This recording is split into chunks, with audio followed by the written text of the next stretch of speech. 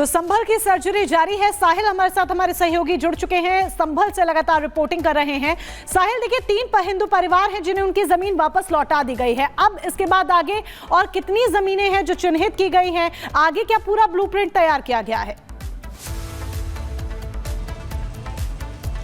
जी बिल्कुल, पहला जो हिंदू परिवार है वो सामने आया है। उनके अंदर एक आस जगी कि प्रशासन जो है उनकी ज़मीन वापस लौटाएगा, जिसके बाद आज सुबह के समय भी स्थानीय डीएम और एसपी ने उसी स्कूल का दौरा किया जहां पे लोगों ने कब्जा किया हुआ था। हिंदू परिवार को बुलाया गया, उनके दस्तावेज देखे गए। अब फिलहाल दूसरे पक्ष की तरफ से जो वहाँ पे स्कूल चला रहे हैं उनके जो दस्तावेज हैं, प्रशासन के पास दस्तावेज चेक किए जा रहे हैं। उसके आधार पर आगे की जो कानूनी कार्रवाई वो की जाएगी। लेकिन अब कहीं ना कहीं बाकी वो लोग भी जगेंगे जिनके 1978 में दंगों में जिन हिंदू परिवारों ने संभल से पलायन कर लिया था, जो चंदौसी और आसपास के जगहों में जाके बस गए थे, वो एक बार फिर से उनके अंदर एक बार आज जगी कि प्रशासन जो है उनकी जो ज़मीनें 78 के समय में जो उनकी छीन ली गई थी, कब्जा कर लिया गया था, वो अब कहने के प्रशासन को अपनी जो शिकायतें हैं वो देना शुरू करें। क्योंकि जैसे ये खबर मीडिया में आई तो बाकी लोगों में भी एक उम्मीद जगी है कि प्रशासन को अपनी शिकायत देंगे, जिसके आधार पर प्रशासन आगे की कानूनी कार्रवाई भी करेंगे। क्योंकि कल के दिन भी एसडीएम वहाँ पे पहुंचे थे, वहाँ पे पूरे बेनामा जो कागजात थे वो देखे गए, जिसके बाद ये साफ हुआ कि ये पूरी जगह जो है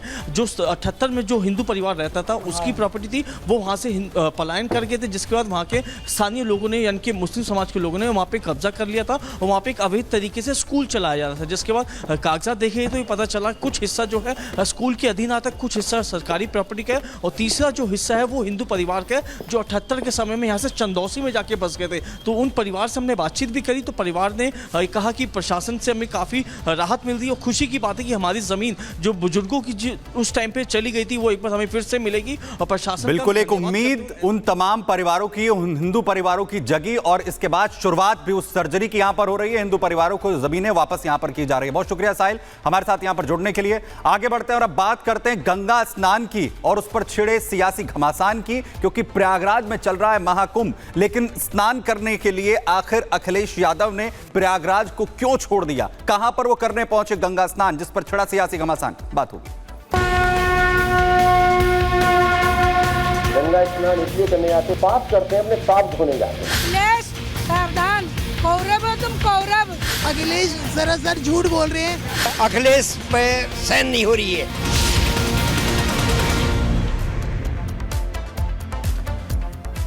प्रयागराज में महाकुंभ चल रहा है। करोड़ों भक्त बड़ी संख्या में जाकर गंगा स्नान कर रहे हैं। लेकिन एक तरफ ये भव्य तस्वीरें हैं तो दूसरी तरफ अखिलेश यादव प्रयागराज में गंगा स्नान न करने के बजाय हरिद्वार पहुंच गए, जहां उन्होंने जो है गंगा स्नान किया। इस पर अब साधु संत बड़े सवाल खड़े कर रहे हैं। अब इस पर सियासी घमासान क्यों छिड़ा है और आखिर क्यों है संत नाराज? देखिए।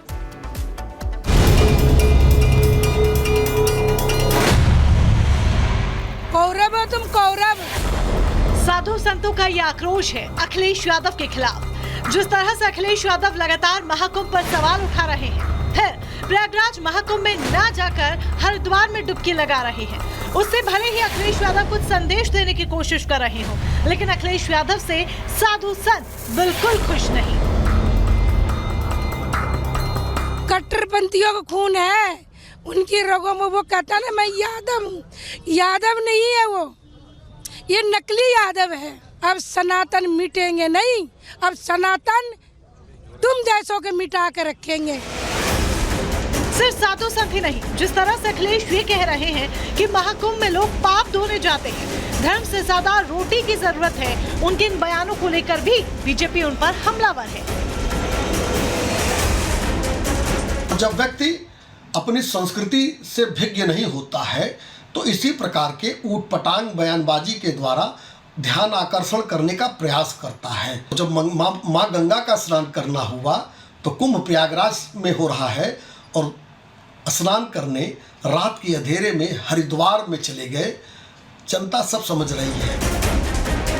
सियासत जोरदार हो रही है। आरोप लग रहे हैं कि अखिलेश अपने वोट बैंक को खुश करने के लिए सनातन का बार बार अपमान कर रहे हैं। Bureau report, Republic Bharat.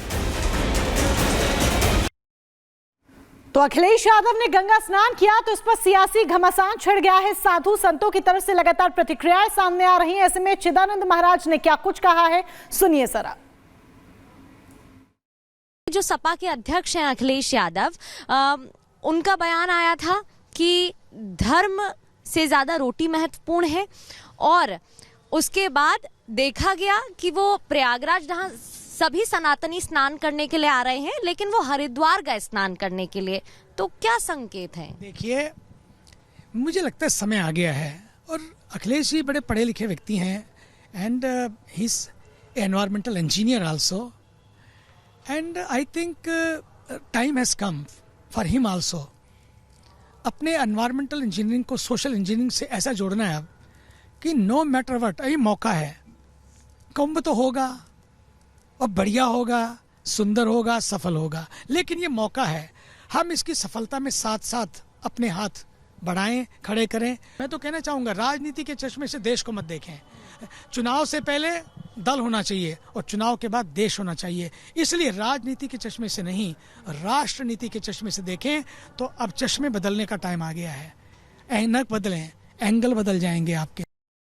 तो स्वामी चिदानंद सरस्वती को आप यहाँ पर सुन रहे थे। शिखा भी ग्राउंड जीरो से हमारे साथ जुड़ चुकी हैं, महाकुंभ से लगातार रिपोर्टिंग कर रही हैं। शिखा, वहां पर अगर आप और लोगों से भी बातचीत कर पाए, इस पर आम प्रतिक्रियाएं जान पाए और साधु संतों से भी बातचीत कर पाए, तो जरा जाने समझने की कोशिश कीजिए, क्योंकि कहीं ना कहीं इसको लेकर भी बयानबाजी हो रही है कि महाकुंभ में अखिलेश यादव नहीं आते हैं, लेकिन हरिद्वार जाकर गंगा स्नान करते हैं।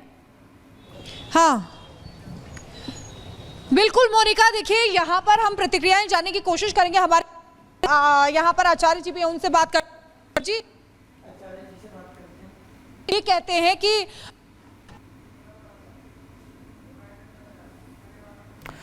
तो शिखा का हम जल्द रुख करेंगे, लेकिन आपको यहाँ पर तस्वीरें दिखा दें। अखिलेश यादव महाकुंभ में नहीं जाते हैं, लेकिन मकर संक्रांति के अवसर पर वो हरिद्वार जाकर गंगा में आस्था की डुबकी जरूर लगाते हैं। अब इसको लेकर भारतीय जनता पार्टी हमलावर है और लगातार बयानबाजी भी हो रही है।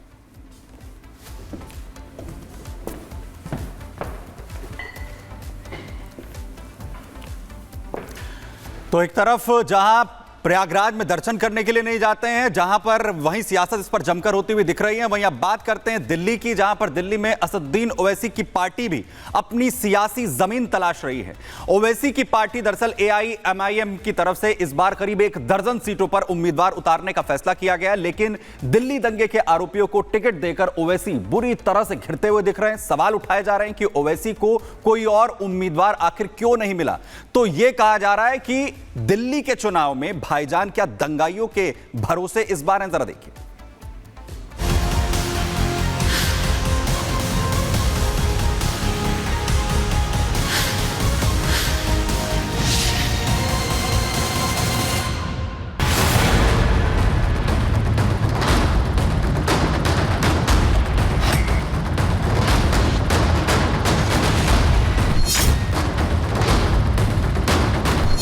सुनो अभी टाइम कितना है? हाँ 15 मिनट।